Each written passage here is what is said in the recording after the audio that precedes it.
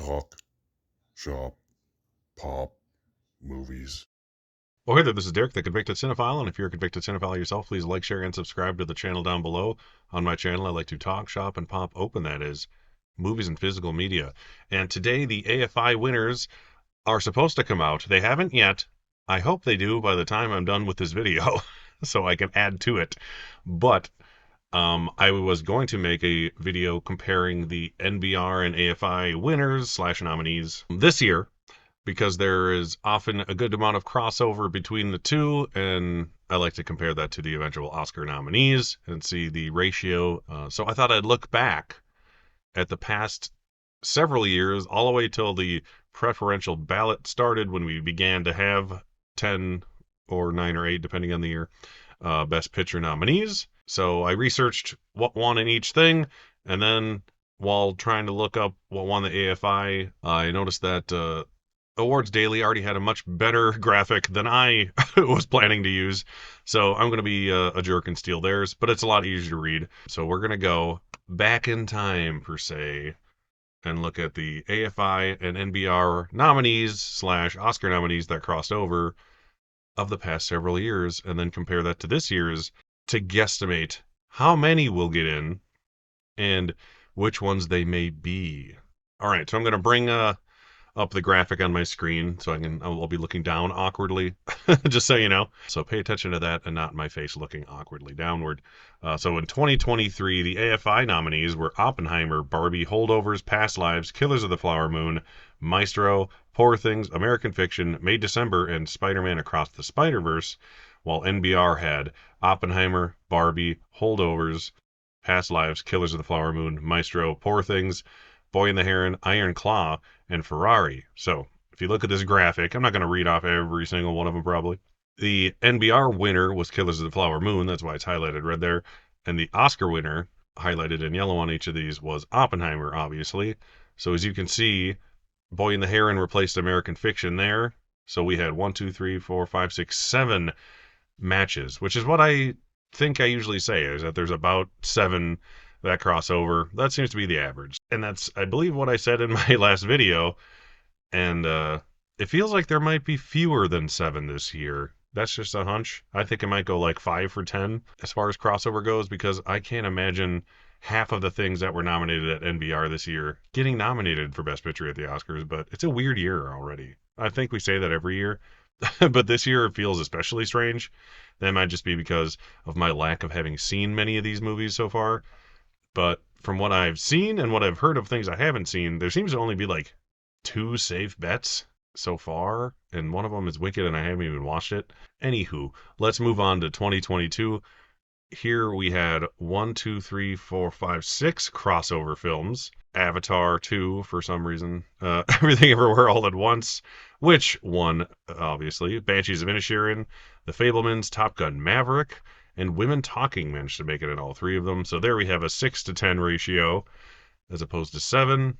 And you can see there which ones missed, which ones got where, and which ones didn't. I'm happy All Quiet on the Western Front managed to get in at the Oscars. I love that one. So that's like the international film that is usually ineligible at AFI or NBR. So that's the trick, is that 1 or 2 of the 10 are probably international films that don't qualify for either or of these other things. So you got to take that into account. It's like there's at least one international film that's probably not going to show up. In 2021, there was 1, 2, 3, 4, 5, 6, 7 that crossed over. Surprisingly, Power of the Dog did not, or Coda, what eventually won. So the top 2 things, essentially, that were assumed to be the best picture frontrunners slash eventual winner, both missed at NBR, which is funny.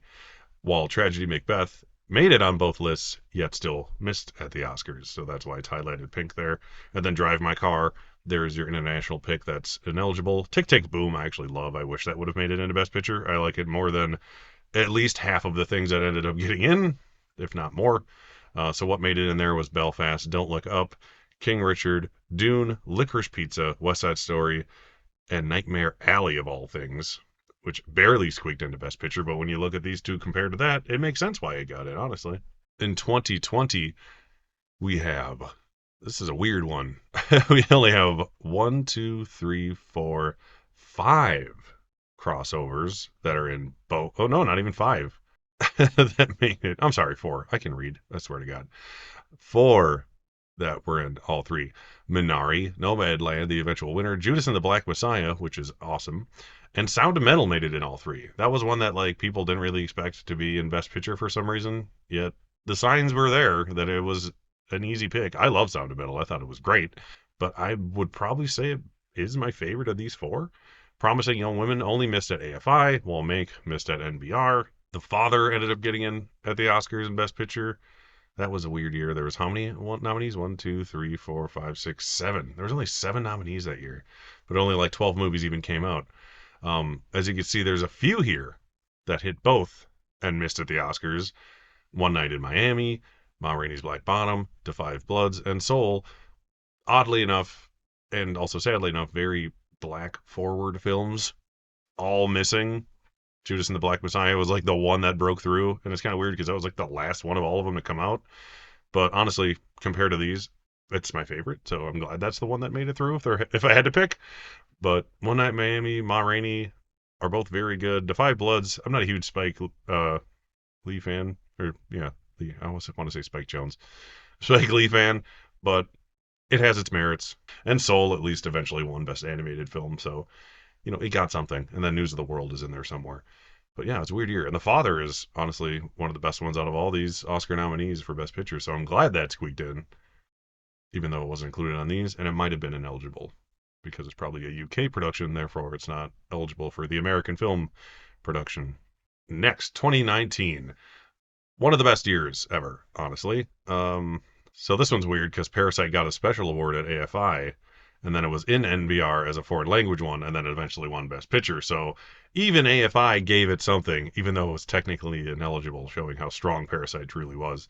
Here we had one, two, three, four, if you want to count Parasite, five, six that crossed over, five if you don't count Parasite. It was The Irishman, Jojo Rabbit, Once Upon a Time in Hollywood, 1917, Marriage Story. So those are the ones that made it. Joker missed at NBR. Little Women missed at NBR. Ford v Ferrari missed at AFI.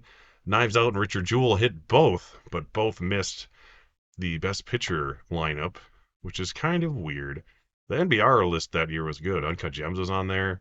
Dolomite was so underrated. Watch Dolomite is my name. I think it's on Netflix, right? That's a great movie. Watch Dolomite. And then Waves, which like nobody remembers. Um, so a few things. NBR had some good picks that year that didn't make it over to the Oscars for sure. But I like the eventual Oscar lineup was very good. So in that, let's call it a 6 if you want to include Parasite. 2018, another strange year, was one, two, three, four only that made it in all of them, which were Roma, Star is Born, Black Panther, surprisingly, and Green Book, which won, as we all remember. This was a bad year for Best Picture nominees. It really was. I like most of these movies, but this is like arguably this is a weaker year than 2020 in my opinion, because at least 2020 had some interesting choices. This one is either like pretty good stuff or crap that somehow got nominated, like Bohemian Rhapsody. Black Klansman is my favorite movie out of all these, I would say. And that missed at NBR. Mary Poppins, Beale Street, Eighth Grade, First Reformed, and A Quiet Place made it in at both of them, but none of those could make it in at the Oscars, which isn't surprising when you look at the movies, but Mary Poppins, that's not a Best Picture movie. Beale Street probably should have been, but it got a bad push.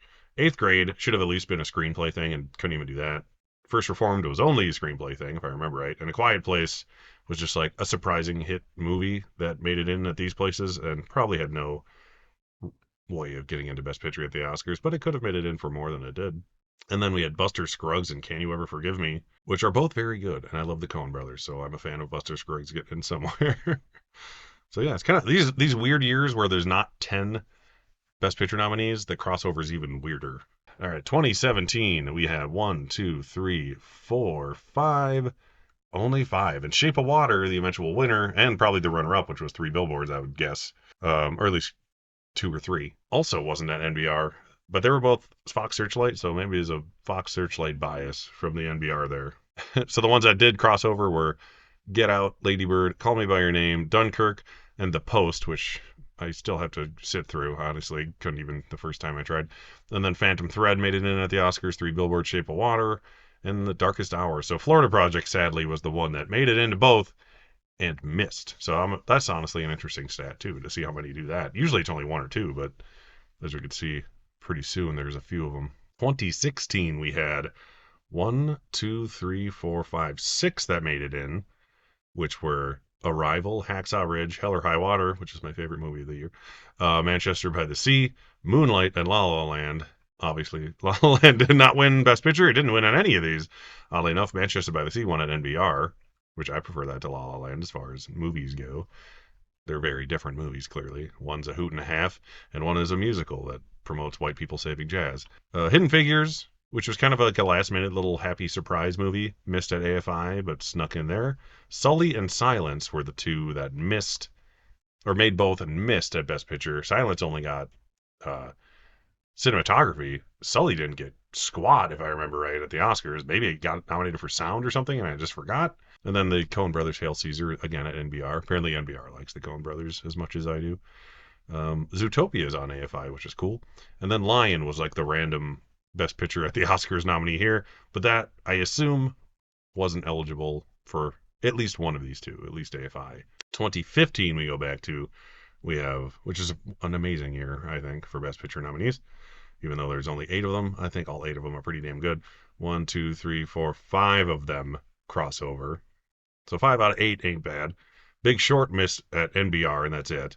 And Big Short is fantastic. Spotlight ended up winning at the Oscars. NBR went to Mad Max, which is great. So the ones that did make it were Spotlight, Mad Max, Bridge of Spies, which is very underrated, Martian, and Room.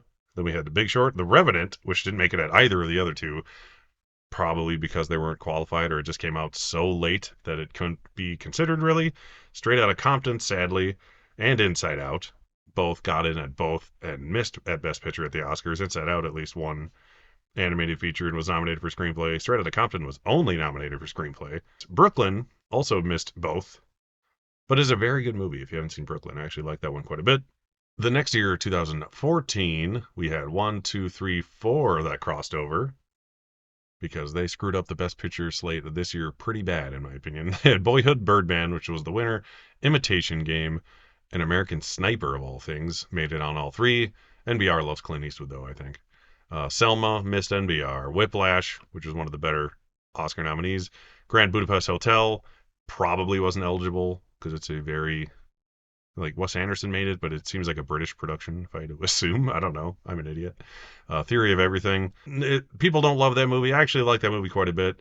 It's a hell of a lot better than Unbroken, which somehow made both NBR and AFI, but Nightcrawler made both, and that definitely should have gotten in for more things at the Oscars, especially Jake Gyllenhaal's acting performance. Gone Girl should have gotten in my opinion. It should have been Nightcrawler and Gone Girl over Selma and American Sniper, in my opinion. 2013, we have 1, 2, 3, 4, 5 that cross over both. 12 Years a Slave, Gravity, Her, Nebraska, and Wolf of Wall Street, which are all fantastic. American Hustle missed at one of them. I like American Hustle more than most people. Captain Phillips missed at one. Dallas Buyers Club and Philomena were the other kind of out of nowhere Best Picture nominees. Philomena, especially, I would say. But that one was probably not eligible. Dallas Buyers Club was sort of pulled through from the acting performances more so than anything else. We have 3 that made it onto both and missed. Inside Llewellyn Davis, another Coen Brothers classic, probably should have been in for Best Picture and at least screenplay and I would say actor and song. It might have been disqualified for song though. I think it only got in for like sound mixing. It was that one got screwed. I like Llewellyn Davis a lot, or Llewyn Davis. Saving Mr. Banks, another Mary Poppins related movie that made both of these lists. Maybe they just like Mary Poppins a lot. But that didn't need a Best Picture nomination, so I'm kind of glad that didn't make it. And Fruitvale Station, which was the little movie that didn't, essentially. And then we had Secret Life of Walter Mitty, which no one gave a shit about that. I can't believe that's on there. And Prisoners is like the one that really should have probably gotten more Oscar consideration, but sadly did not. 2012, lots of crossover there. We have 1, 2, 3, 4, 5, 6, 7. Zero Dark 30, Beasts of the Southern Wild, Argo, Lincoln, Silver Linings Playbook, Les Miserables, Django Unchained, and then Life of Pi only missed NBR. And then Amour, which was an international film, was the one that snuck in. That was a solid year. All the other ones were just kind of happy to be there. Moving on to 2011, there is one, two, three, four, five crossovers. Artist, Tree of Life, Descendants, Hugo, and Warhorse. And then we have The Help, Midnight in Paris, and Moneyball, which all missed NBR. Extremely Loud and Incredibly Close somehow got nominated for Best Picture. That is like the worst movie ever. I'm surprised Girl with the Dragon Tattoo. Yeah, see, I was going to say, correct myself before I mistake. J. Edgar and Girl with the Dragon Tattoo. It just said Dragon Tattoo, so I missed it for a second. Both hit AFI and NBR. J. Edgar is nothing special. Once again, they really like Clint Eastwood movies. I'm not surprised that didn't make it into Best Picture, but Girl with the Dragon Tattoo absolutely should have taken the slot that Extremely Loud and Incredibly Close stole. There's no. It won Best Editing and it got nominated in like 4 other categories, I think. Massive highway robbery there. And then Harry Potter is, happy to be in one of these. Bridesmaids, fun to have. AFI likes to sometimes put like movies that just did really well, like the PGA Awards. They'll have that like one little blockbuster throw you a bone pick, like Wonder Woman or Deadpool. Drive on NBR is an inspired choice. Another one that should have been in Best Picture, I would say. But 5 out of 9 ain't bad. 2010, we are back to 10. 1, 2, 3, 4, 5, 6, 7 out of 10. The only ones that missed were Kids Are Alright, Black Swan at 27 hours, 127 hours. The Town hit both, missed Best Picture. Not surprising to me. I like The Town, but I was never blown away by it. Should have been winner with Social Network. King's Speech sadly won. But this is another really good year. I like all these movies. 2009, I was at 2019 again. We have 1, 2, 3, 4, 5 out of 10. So Hurt Locker, the winner, Inglourious Bastards, Up in the Air, Up, and Serious Man, another Coen Brothers favorite. I'm honestly surprised it made all 3 of these, looking back at this, but I love that movie because I'm a Coen Brothers dork. Precious missed here, Education missed at AFI. The Messenger hit both and missed Best Picture, but that does not seem like a Best Picture movie. I think it only hit Screenplay and maybe Supporting Actor for Woody Harrelson. Avatar. I'm amazed Avatar didn't get into either NBR or AFI. Maybe it was just a last minute, holy shit, this thing's ridiculous situation. District 9 is one of my favorite Best Picture nominees of all time. Not nominees, but nominations. Like, the fact that it got nominated is like my favorite thing ever. And then The Blind Side, which really shouldn't have been there. So if you X-nay The Blind Side and maybe replace that with literally any one of these other movies, let's just say The Messenger for argument's sake, and that would have been a much more solid Best Picture lineup. But that is it. So we have, it seems to be the average of 6, I would say, because there's 3 sevens, about 3 5s, and about 3 6s in there. The NBR nominees this year were Honora, Baby Girl, A Complete Unknown, Conclave, Furiosa, which was a shocking one, Gladiator 2, and Juror Number 2. They love Clint Eastwood at NBR. Queer, which was a surprising one, A Real Pain, and Sing Sing. And then Wicked was the winner, so that would be number 10. And let's see what AFI chose for their top 10 and then compare them, shall we? All right. It's in. Since I started recording this video, it popped up. That timed out perfectly. All right. AFI Motion Pictures of the Year. We have Honora. So there's a crossover. The Brutalist. Thank God got in at least here since it's been missing everything else. The Complete Unknown. So there's another one. Conclave. There's another one. Dune Part 2. Missed at the other one. Here it is. Emilia Perez. Missed at the other one. Here it is. Nickel Boys. A Real Pain. Pretty sure that was. Sing Sing. Pretty sure that was. Wicked. Pretty sure that was. Well, that one, obviously, that was. All right, so let's. I have them lined up now. We have Honora, Baby Girl, Brutalist. Doesn't match. Luckily, they're in alphabetical order, so it kind of works out. Complete Unknown. We have on both. And then we have Wicked. So I'll count that as 3 because it's on one and not the other, but it's on both because it was the winner on NBR. Then we have Conclave, which is on both. Then we have Furiosa and Gladiator and Juror Number 2 and Queer on NBR. So there's 4 that didn't make it right there.